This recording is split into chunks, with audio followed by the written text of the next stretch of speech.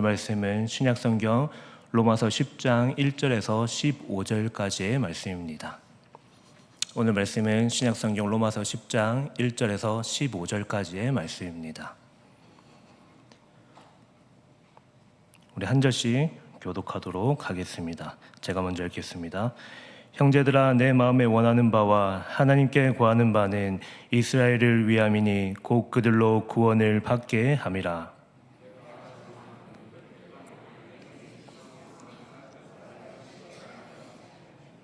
하나님의 의를 모르고 자기 의를 세우려고 힘써 하나님의 의에 복종하지 아니하였느니라.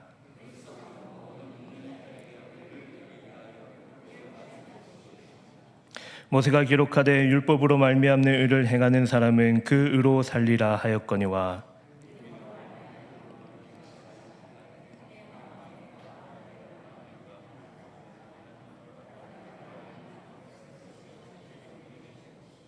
혹은 누가 무저갱에 내려가겠느냐 하지 말라 하니 내려가겠느냐 함은 그리스도를 죽은 자 가운데서 모셔 올리려는 것이라.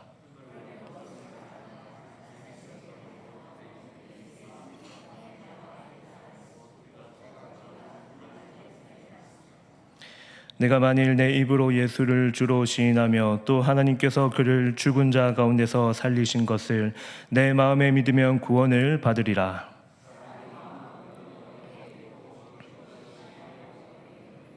성경이 이르되 누구든지 그를 믿는 자는 부끄러움을 당하지 아니하리라 하니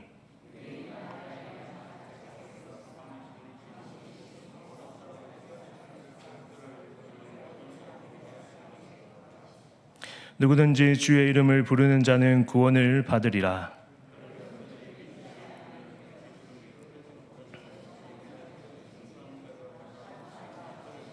다 같이 읽겠습니다. 보내심을 받지 아니했으면 어찌 전파하리요. 기록된 바 아름답다 좋은 소식을 전하는 자들의 발이여 함과 같으니라. 아멘.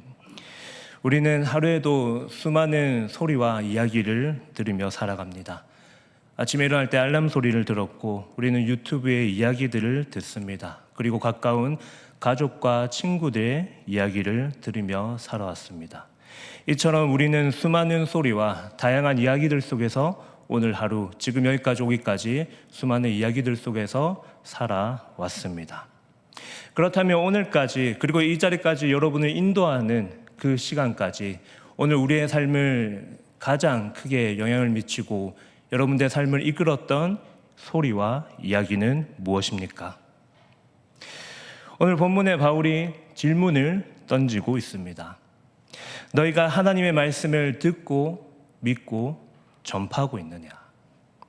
바울 당시 하나님의 말씀을 가장 많이 들었던 민족인 유대인들조차 율법을 지식적으로 외우기는 하였지만 율법이 가리키는 예수 그리스도에 대해서는 알고 싶어 하지 않았습니다. 오히려 내가 듣고 믿고 이해하는 방식으로 그저 율법을 나의 방식대로 사용하고 싶었을 뿐입니다. 그래서 오늘 본문에는 우리에게 이렇게 질문합니다. 어떤 사람이 하나님의 백성이냐? 저는 하나님의 백성으로 사는 삶이라는 제목으로 세 가지로 오늘 짧게 말씀을 전하려고 합니다. 첫 번째는 그분의 말씀을 듣는 것이 하나님의 백성으로 사는 것입니다. 두 번째는 그분의 말씀을 믿는 일입니다. 세 번째는 그분의 말씀을 전파하는 일입니다. 첫 번째입니다. 오늘 본문에 하나님의 말씀에 귀 기울이지 않는 유대인들이 등장합니다. 그들은 율법을 많이 알고 있다고 사람들에게 자랑하고 그것을 마치 자신들의 어떠한 큰 업적으로 삼아서 사람들에게 말하고 다녔습니다.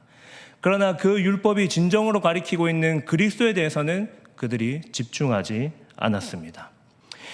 2절과 3절에서 그들은 열심은 가득하였습니다. 그러나 그 열심은 자신들의 위한 것, 그리고 자신들의 업적을 위한 삶의 목적으로만 사용했을 뿐입니다. 오직 자신이 행위로 세운 공로와 자신의 노력으로만 의로운 사람이 되고 싶었습니다.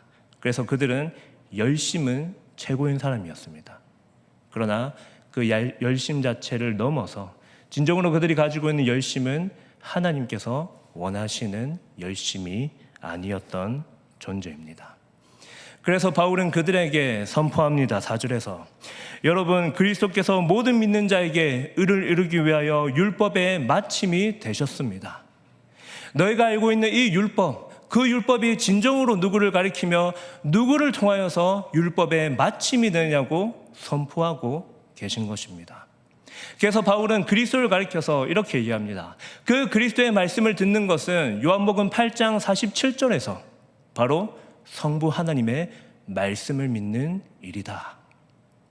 무슨 말이냐면 그리스도의 말씀을 믿어야만 너희가 진정으로 알고 있는 그 율법의 말씀을 제대로 이해하고 믿고 따르고 살아갈 수 있다는 바울의 선포였습니다. 이것은 하나님께 속하였다면 하나님의 아들이신 그리스도의 말씀을 듣고 반드시 그에 응답해야 한다는 사실을 포함하고 있습니다. 그러므로 하나님의 백성은 수많은 소리와 이야기보다 예수 그리스도의 말씀에 귀를 기울이는 사람입니다. 그렇다면 그 말씀에 귀 기울이는 것만이 아니라 우리는 어떻게 해야 하겠습니까? 두 번째입니다. 여러분, 그분의 말씀을 믿어야 합니다. 5절부터 13절까지의 말씀은 4절에 대한 해석입니다. 여기서 유대인들이 실패한 이유를 가리켜서 율법을 완벽히 지켜 스스로 의를 얻으려고 했던 것들이 그들의 잘못이었습니다. 여러분, 이것은 반드시 실패할 수밖에 없는 일입니다. 왜냐하면 사람들 중에 율법을 완벽히 지켜 그것으로 구원을 받을 수 있는 사람이 단 한 사람도 존재하지 않았기 때문입니다. 그러므로 7절과 8절에서 하나님의 백성들에게 필요한 것이 무엇인지 바울은 다시 한번 그들에게 알려주고 있습니다. 우리가 그리스도를 모셔오기 위하여 직접 하늘에 올라가거나 무적행 저 바닥 밑으로 내려가는 그런 행위와 노력 자체가 필요 없음을 바울은 가르칩니다. 왜냐하면 이미 성부 하나님께서 예수 그리스도를 보내셔서 그가 죽으시고 부활하시고 승천을 통하여 진정한 구원을 우리에게 이루셨기 때문입니다. 그러므로 하나님의 백성들에게 필요한 것은 예수님의 말씀을 믿는 일입니다. 내가 율법을 얼마나 행하고 내가 율법을 완전히 지키는 사람이다, 그것에 초점을 맞추고 있는 것이 아니라 오늘 이 율법은 행위가 아니라 예수 그리스도를 믿는 것에 초점이 맞추어져 있다는 사실입니다. 여러분, 이 믿음은 우리에게 한 가지 사실을 동반합니다. 우리는 마음으로 믿어 의에 이르고 입으로 시인하여 구원을 얻습니다. 믿음은 고백으로 드러납니다.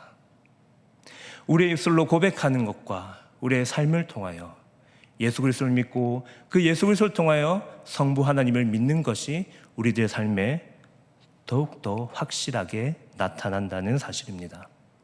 여러분, 바울 당시 지금으로부터 2000년 전에 주님을 외치는 일은 그렇게 가벼운 일이 아니었습니다. 여러분, 그때 당시에 주님의 이 고유명사를 사용할 수 있는 사람은 로마 황제였습니다. 그러므로 그리스도를 주님이라고 부른다는 것은 자신의 목숨을 거는 것과도 같은 일이었습니다. 그런데 그때 바울은 그리고 그 예수 그리스도를 믿는 자들에게 이렇게 이야기합니다. 우리의 하나님은 그리스도이시다.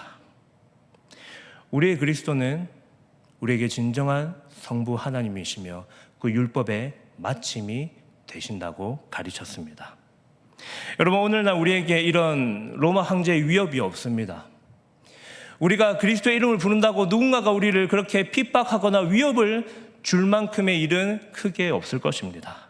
그러나 우리는 여전히 입으로 주님을 고백하며 마음으로는 돈과 성공과 사람의 인정만을 바라고 있는 것이 때로는 우리들의 마음이 아닌지 우리 스스로를 돌아보아야 합니다.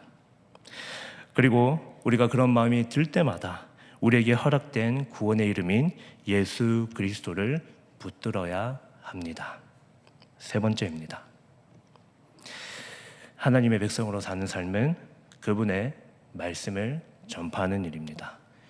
여러분, 이제 바울은 14절과 15절에서 선포합니다. 그들이 믿지 아니하는 일을 어찌 부르리요? 듣지도 못한 일을 어찌 믿으리요? 전파하는 자가 없이 어찌 들으리요? 보내심을 받지 아니했으면 어찌 전파하리요. 우리는 들음 없이 믿을 수 없고, 믿음 없이 고백할 수 없고, 고백 없이 전파할 수 없습니다. 우리가 한례로 우리는 맛집 혹은 미슐랭 별 3개가 있는 집을 가서 우리가 식사를 한다고 했을 때 우리는 누군가가 시키지 않아도 너무 맛있다고 그렇게 우리의 입에서 얘기할 것입니다. 여러분, 하나님의 백성으로 사는 것도 마찬가지입니다. 우리가 진실로 복음을 듣고 믿었다면, 우리가 믿은 그 복음이 진정으로 우리에게 감동을 준다면, 여러분, 누가 시키지 않아도 그 복음은 너무나도 맛있고 좋은 것이라 우리 입술로 고백할 수밖에 없다는 사실입니다. 여러분, 그 고백은 어디까지 가야 하냐면 우리가 그 고백을 가지고 그 복음의 메시지를 다른 사람들에게 전하는 것이 우리에게 맡겨진 사명이라는 사실입니다. 그것이 하나님의 백성으로 사는 길이며 그것이 하나님께서 우리에게 원하시는 하나님의 백성으로서의 사명이라는 선포입니다. 우리가 진실로 복음을 듣고 믿었다면 기쁨은 반드시 입술로 터져나오게 되어 있습니다. 그리고 그 입술에 터져나왔던 고백은 우리의 손과 발을 통하여 그 복음이 드러날 수밖에 없습니다. 누가 시키지도 않았는데 찬양하고 우리는 복음을 전하며 살아갈 수밖에 없다는 오늘 바울의 말씀을 우리는 함께 보고 있습니다. 여러분, 바울은 이 복음을 전파하는 하나님의 백성들에게 이사야 52장 7절의 말씀을 인용하여 선포합니다. 마지막 절에 이렇게 이야기합니다. 아름답도다 좋은 소식을 전하는 자들의 발이여.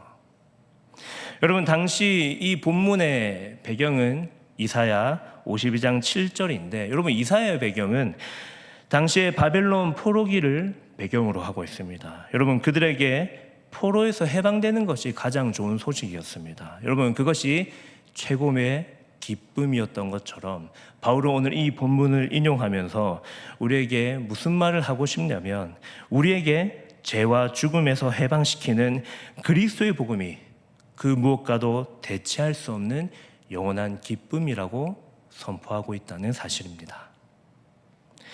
그러므로 여러분, 누가 이 복음을 전하지 않을 수 있겠습니까? 누가 이 복음을 전하지 않고 그 손과 발을 가만히 둘 수 있겠습니까? 바울은 우리에게 되묻습니다.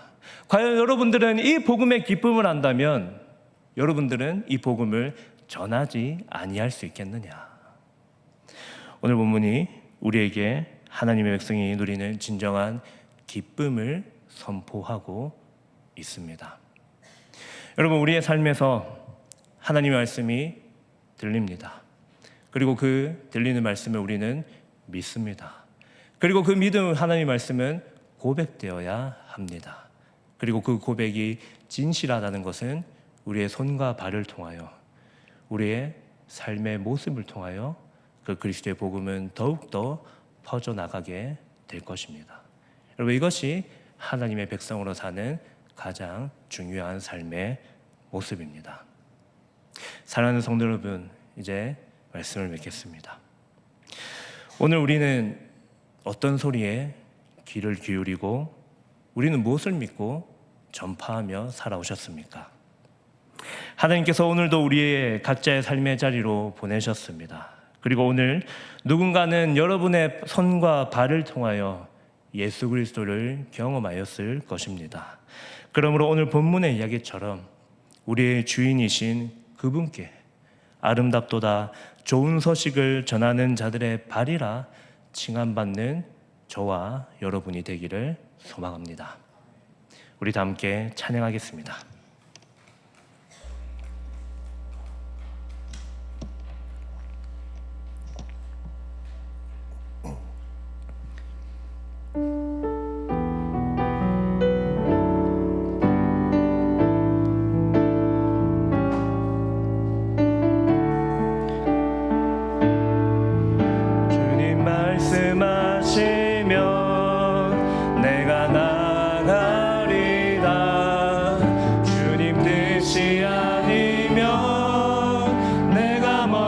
서리다 나의 각오서는